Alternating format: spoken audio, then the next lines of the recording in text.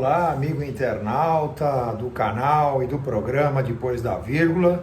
Sejam bem-vindos, os assinantes, aqueles que nos mandam perguntas.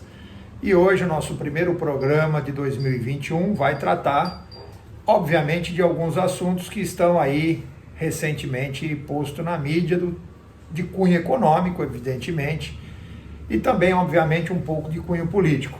Só para a gente fazer a primeira abordagem do programa, nós tivemos aí a consolidação da inflação em torno de 4,50 no ano encerrado de 2020, o que transformou as aplicações em renda fixa numa troca de figurinhas, podemos dizer assim, com um leve ganho para quem optou por renda fixa, por tesouro direto, porque no final, ou seja, ao longo de 2020, o Banco Central sistematicamente foi cortando a taxa de juros, a fim de cumprir uma meta de diminuição severa da dívida pública, a dívida mobiliária, o que parece ter tido um efeito bastante promissor. Parece que continua sendo a ideia do governo em reduzir o custo da rolagem de dívida pública, portanto, teremos um ano de 2021 também de juros baixos, muito embora isso tenha empurrado, obviamente, os investidores fora da renda fixa, buscando outros ativos que possam oferecer melhores rendimentos. E aí fica uma pergunta, é uma aposta de risco do governo, ou seja, quando o governo toma essa decisão, ele despreza a dívida mobiliária e opta por dívida de longo prazo, ou seja, por investimento direto externo.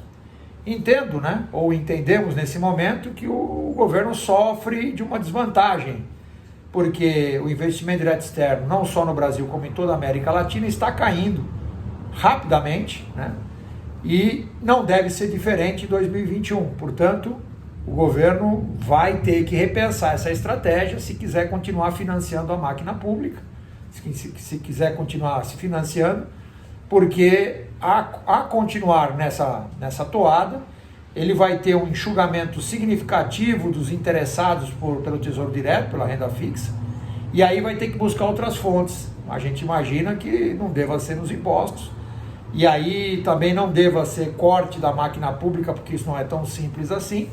Então, portanto, acho que teremos alguma mudança a partir do mês de março e abril, quando o governo terá, ao final do primeiro trimestre, um desenho fiscal mais claro, não só do ponto de vista da arrecadação, que deve ser positivo, porque a taxa de rolagem da dívida, ou seja, os juros é bem mais baixo do que os anos anteriores, mas também terá dificuldade em captação de curto e médio prazo. Tocando um pouco mais para frente, nós vamos entrando em 2021 com mais uma notícia de mais uma empresa, uma multinacional, essa de relevância histórica, não diria nem tanto pelas suas plantas aqui no Brasil, mas por uma relevância histórica, que é a Ford. A Ford, que está desde 1919 aqui no Brasil, é uma empresa tradicional, que já chegou a ter muitas plantas, já chegou a ter mais de 20 mil colaboradores, decidiu deixar o Brasil.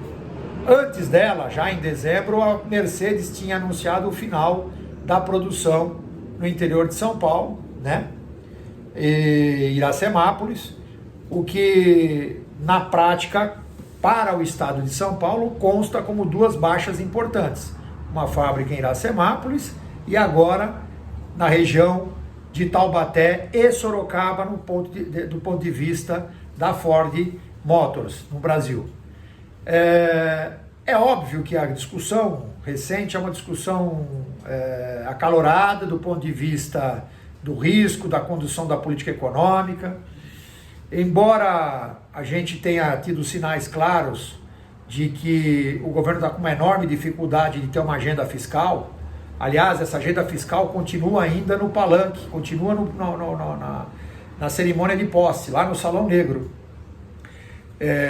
Tanto o presidente Jair Messias Bolsonaro quanto o ministro Paulo Guedes ainda estão lá no Salão Negro discursando na posse, passados 2 anos e alguns meses já do governo, e além do que é o óbvio, nada mais foi feito em termos de reforma fiscal, a reforma da Previdência foi agora reconhecida por muitos uma decepção, porque daqui 4, 5 anos ela vai voltar a ter problemas, porque o que era para ser feito não foi feito, ou seja, a principal ferida não foi mexida, que foi a questão das aposentadorias especiais. Mas vamos voltar à questão das montadoras. Então, há duas questões. Bom, primeiro, eu acho que as montadoras que buscam no Brasil uma arbitragem de mão de obra barata, deixou de ter essa necessidade, porque o ano passado foi o recorde de aquisição pela indústria automobilística de robôs. Mais de 2 milhões de robôs foram adquiridos em 2020. O que significa dizer que para a Ford, para a Mercedes e tantas outras que aqui atuam no Brasil, ela não precisa baixar o custo da mão de obra, porque ela pode produzir com robôs dentro da sua própria matriz, lá no Japão, na Alemanha, nos Estados Unidos da América. Então não precisamos mais, ou seja, do ponto de vista da multinacional, ela não precisa mais vir aqui para tentar diminuir na produção o custo da mão de obra, porque ela consegue fazer isso através da aquisição de robôs. Esse é um pequeno problema. É óbvio que no caso da Ford havia um problema comercial, um problema estratégico. A empresa já há algum tempo enfrenta dificuldades, não só nos Estados Unidos da América, como em todas as outras plantas ao redor do mundo, de competitividade. A Ford vem perdendo sistematicamente competitividade. E ela só conseguiria manter as operações do Brasil, e aí o presidente chegou a colocar de forma até meio que através de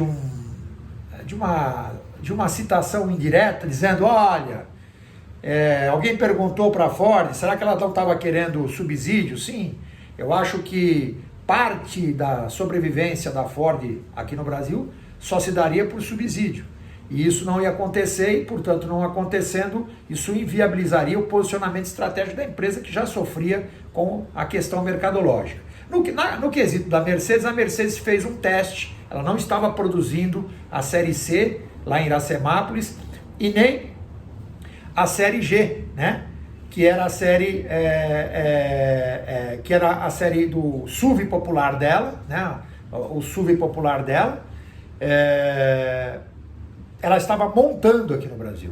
Então, portanto, ela não tinha ainda um desenho da produção ponta a ponta, e isso, obviamente, foi seriamente afetado com a perda de competitividade, com a perda do poder aquisitivo da classe média e da classe média alta. Portanto, não havia sentido nenhum. As quedas nas vendas já começaram a se desenhar nos carros de luxo, o que faz com que muitos projetos que estavam em curso fiquem em stand-by. Então a Mercedes também, como a Ford, só que numa proporção um pouco diferente, também enfrentou problemas de posicionamento estratégico no Brasil. Isso não quer dizer que o governo, o atual governo, ou os governos anteriores não tenham culpa da falta de competitividade por conta do custo da cadeia fiscal do Brasil. O Brasil tem uma bagunça fiscal, é uma confusão fiscal. Esse governo que está indo para o seu terceiro ano, está acusando o golpe. Recentemente o presidente foi a público dizendo que não tinha como fazer, o país estava quebrado. Evidentemente uma situação chega a ser cômica, para não dizer lamentável, e acho que isso é um desenho desse governo que está ainda no Salão Negro na posse, está lá ainda na posse. Então eu acho que essa é um desenho inicial de 2021, ou seja, algumas empresas que já estão sofrendo com o seu público, né, com a sua estratégia, vão ter o problema da competitividade aqui no Brasil. E, portanto, não tendo um desenho, um cenário mais objetivo, vai embora daqui. Não será as duas primeiras e nem as duas últimas. Nós teremos outros setores se movimentando para países onde há uma organização melhor em relação à organização fiscal. Eu quero aproveitar, só para encerrar esse primeiro programa de 2021, para dizer que não há nenhum problema, e aí acho que a gente está falando um pouquinho da vacina, não há nenhum problema das pessoas terem os seus gurus ideológicos, não há nenhum problema das pessoas seguirem pessoas em que elas acreditam. O que a gente não pode, pessoal, é perder a capacidade de argumentação. Nós estudamos, fazemos faculdade, lemos, nos informamos, né? Para que a gente tenha poder de argumentação. Mesmo que você tenha uma pessoa em que você acredite, você deve questionar, deve argumentar. Você não é obrigado a acreditar cegamente, seja de direita, esquerda, centro, seja qualquer a linha ideológica, inclusive religiosa.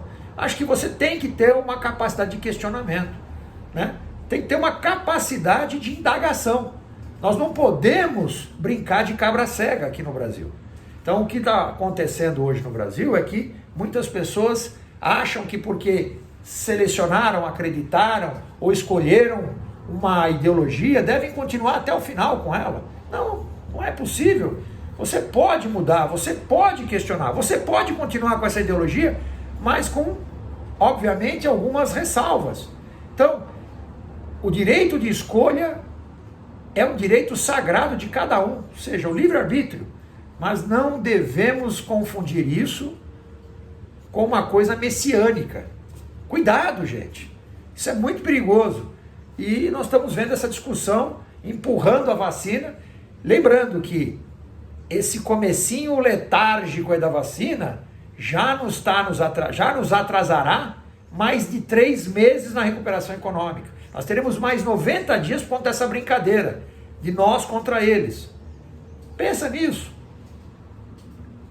Para de mandar fake news.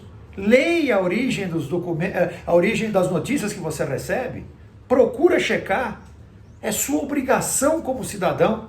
É sua obrigação como pessoa, como ser pensante. Penso, logo existo. Você precisa questionar. É importante você fazer o papel do filtro. Não é receber e colocar na rede social, fazendo tipos de colocação que são descabidas. E nós estamos entrando em 2021 sobre o signo de 2018, quando tivemos as eleições, escândalos de fake news. Acabei de dizer agora, não temos que ter medo de falar sobre isso. Não sou eu, a imprensa toda, falando sobre a festa de posse, que não terminou ainda. O Brasil está esperando mudanças prometidas. Um governo, para avançar na sua agenda econômica, precisa articular. Para articular, ele precisa ganhar confiança dos seus pares, precisa ganhar confiança dos seus interlocutores. Pessoal, desejo a todos um ótimo 2021. Vou me despedindo. Agradeço imensamente as nossas perguntas, aquelas que eu recebo, peço desculpa, porque nem sempre dá para responder todos ao mesmo tempo. No final do programa aí você vai ver como faz para se inscrever no meu canal, ok? Pessoal, um ótimo 2021, ficamos de olho. Não tenho notícias boas dessa vez para dar, mas acho que é sempre bom a gente estar com uma lanterninha na mão para iluminar os caminhos escuros. Tchau, fiquem com Deus e até a próxima. Tchau.